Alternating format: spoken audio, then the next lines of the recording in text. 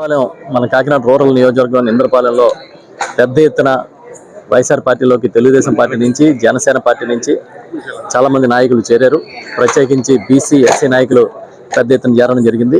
సుమారు 25 ఏళ్ల నుంచి 30 ఏళ్ల నుంచి తెలుగుదేశం పార్టీలో ఉన్న నాయకులు కూడా ఈ రోజు వచ్చి జగన్మోహన్ రెడ్డి గారి పట్ల, గౌరవ ముఖ్యమంత్రి గారి నాయకత్వం పట్ల నమ్మకంతో గత 5 ఏళ్ల నుంచి ఈ ప్రభుత్వం పనిచేసిన తీరు, ముఖ్యమంత్రి గారి పరిపాలన తీరు చూసి తప్పకుండా ఇదే ప్రభుత్వాన్ని మనం మద్దతు ఇవ్వాలి, ఎన్నో రకాలుగా పేదలకి అండగా నిలబడుతున్న ప్రభుత్వాన్ని మద్దతు ఇవ్వాలనే ఉద్దేశంతో అందరూ కూడా వచ్చి చేరడం జరిగింది. మేము ఆశ్చర్యపోయాం. చాలా సుదీర్ఘకాలంగా వేరే పార్టీలో పనిచేసిన వాళ్ళు వచ్చారు, యూత్ వచ్చారు, అందరూ కూడా వచ్చారు. పెద్దలు market committee chairman Gesala Srinu గారు, ఇంకా మా ఇక్కడ ఉన్న నాయకులు అందరూ కూడా ఈ దీనిలో చాలా కష్టపడ్డారు. ప్రధానంగా గేసాల శ్రీను గారికి మనస్ఫూర్తిగా నేను కృతజ్ఞతలు తెలియజేస్తున్నా. అదేవిధంగా ఎంత గొప్పగా నిర్వహించిన మా నాయకులు, కార్యకర్తలు అందరికీ పేరు పేరున ధన్యవాదాలు తెలియజేస్తున్నా. ముఖ్యమంత్రి గారు ఈ వాల్ట్ నుంచి బస్సు యాత్ర ప్రారంభించారు. మేమంతా సిద్ధమని ఆయన అన్నారు. మేమంతా ఆయన కోసం ఎప్పుడూ సిద్ధంగా ఉన్నాం, ఎప్పుడూ సిద్ధంగా ఉంటాం. ఎందుకంటే ప్రజల కోసం నిరంతరం తప్పించే నాయకుడి వెనకాల మేము ఉండడం అనేది మాకు బాధ్యత.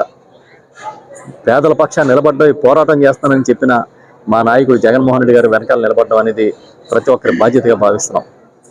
ఇన్ని అబద్ధాలు, అభూత కల్పనలు ప్రచారం చేసిన మొక్కవని ధైర్యంతో ముందుకెళ్తున్న జగన్మోహన్ రెడ్డి గారికి మా బలగం ఈ ప్రజలు, ఈ పేదలని ఆయన ఎప్పుడు చెప్తూ ఉంటారు.